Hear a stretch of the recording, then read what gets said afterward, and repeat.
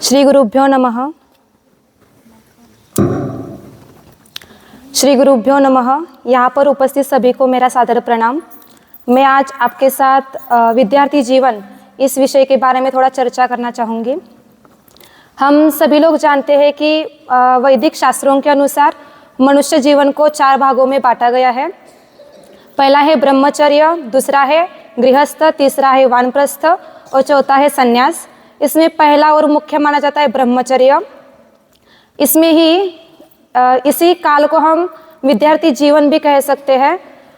विद्यार्थी अर्थात विद्या का अर्थी अर्थात विद्या को चाहने वाला, उसको हम विद्यार्थी कहते हैं। संस्कृत में एक श्लोक कहा गया है, मतलब उसमें विद्यार्थी के लक्षण बताए गए हैं। ऐसा कहते हैं कि काकचेष्टा बकोध्यानम श्वान निद्रा तथैव च अल्पहारी गृहत्यागी विद्यार्थी पंचलक्षणम। विद्यार्थी के इसमें 5 लक्षण बताए गए हैं। अर्थात हम विद्यार्थी किसको कहते हैं? जो काकचेष्टा, माने हमने कौवे को तो देखा है।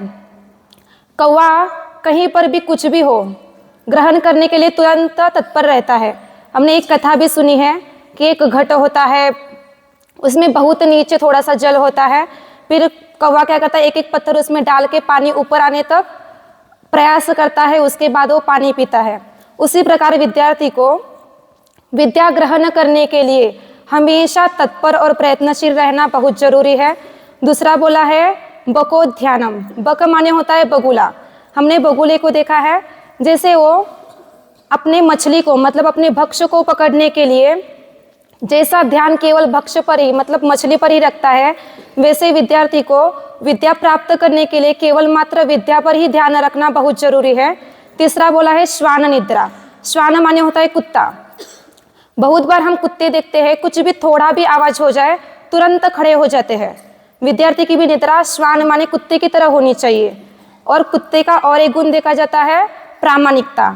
अपने मालिक के प्रति जो निष्ठा और प्रामाणिकता होती है, उसी प्रकार विद्यार्थी को अपनी विद्या और गुरु के प्रति निष्ठा और प्रामाणिकता होनी चाहिए। अगला बोल दिया है अल्प आहारी। अल्पाहारी माने होता है कम आहार करना। कम आहार करने से क्या होता है? आलस्य कम होता है। जब हम ज़्यादा अधिक आहार करते हैं तब हमें भी पता है अधिक निद्रा आती है, और निद्रा क्या होता है? आलस्य का कारण बन जाता है। इसलिए विद्यार्थी को हमेशा अल्पाहारी रहना बहुत जरूरी है। 5वां बता दिया है गृह त्यागी। हम यहाँ गुरुकुल में रहते हैं, अर्थात गृह त्याग तो हमने कर दिया है, लेकिन केवल शरीर से गृह त्याग करना और मन से गृह त्याग करना, इसमें बहुत फर्क होता है। यहाँ आकर भी घर की चिंता करना ये उचित नहीं है। इस प्रकार घर को मन से भी निकाल कर हमारा ध्यान केवल विद्या अर्जन करने में लगाना बहुत जरूरी है। विद्या अर्जन करना माने जैसे साधु लोग मोक्ष प्राप्ति के लिए प्रयत्नशील रहता है, उसी प्रकार विद्यार्थी को भी विद्या प्राप्त करने के लिए हमेशा प्रयत्नशील रहना बहुत जरूरी है।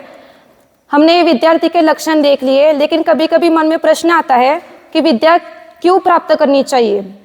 क्या बिना विद्या के व्यक्ति रह नहीं सकता? रह तो सकता है, लेकिन हम बहुत उदाहरण देखते हैं। बहुत सारे लोग होते हैं समाज में, अनेक प्रकार का जीवन व्यतीत करते हैं। हमें जीने के लिए अधिकांश कपड़े लगते हैं, चप्पल लगता है, घर लगता है, खाना लगता है। हर किसी को लगता है कि हमारे पास सब कुछ हो। यदि सब कुछ चाहिए तो उसके लिए धन चाहिए, और धन कहाँ से मिलता है? यदि हमारे पास जान ही ना हो तो हम धन कमा पाएंगे क्या? हाँ, धन तो कमा सकते हैं मजूरी करके, लेकिन वो पर्याप्त होता है क्या? नहीं होता ना। तो इसलिए हमें यदि बहुत धन चाहिए, ऐशो आराम चाहिए, सुख की जिंदगी चाहिए, तो हमें विद्या प्राप्त करना बहुत जरूरी है। केवल विद्या प्राप्त करने से भी पर्याप्त होता है क्या? बहुत लोग देखते हैं जो बहुत विद्या अर्थात विद्या प्राप्त करके ऊंचे स्तर पर पहुंचते हैं, बहुत सुख समाधान की जिंदगी गुजार नहीं सकते, क्योंकि उनके पास विद्या है, पैसा है, सब कुछ है, लेकिन एक चीज की कमी है, वो है संस्कार। केवल विद्यार्थी को विद्या का केवल ग्रहण करना नहीं है, उसके साथ साथ संस्कार का भी ग्रहण करना बहुत जरूरी है। हमने विद्यार्थी के लक्षण देख लिए। आचार्य चाणक्य जी बहुत कुछ बातें बताते हैं कि विद्यार्थी में कौन से गुण नहीं होने चाहिए, कौन से गुण वर्जित है। तो बताते हैं कि क्रोध विद्यार्थी को क्या करता है? स्मरण शक्ति कम करवाने का काम करता है। सब लोगों ने अनुभव लिया है कि क्रोध करने के पश्चात क्या होता है। हर किसी को उस चीज का अनुभव है। यदि बार बार विद्यार्थी क्रोध करता रहता है तो अपने उद्देश्य को छोड़ के और चीज़ों में उलझा रहता है। दूसरा आता है श्रृंगार। श्रृंगार करना, शरीर का श्रृंगार करना अलग बात है। हम एक बार सुबह श्रृंगार, अच्छे कपड़े पहन लिया, मेकअप कर लिया, मतलब ये श्रृंगार अलग बात है। ये श्रृंगार तो शाम तक तो उतर जाता है, लेकिन एक बार विद्या का श्रृंगार कर लिया तो वो कोई उतारने की कोई हिम्मत नहीं कर सकता। इसलिए, और उसकी चमक, विद्या का श्रृंगार की चमक ऐसी होती है जो बाहर का श्रृंगार करते हो उसकी तुलना में कुछ भी नहीं है। इसलिए हमको केवल विद्या अर्जन करने में और अच्छा मनुष्य बनने में ध्यान देना बहुत जरूरी है।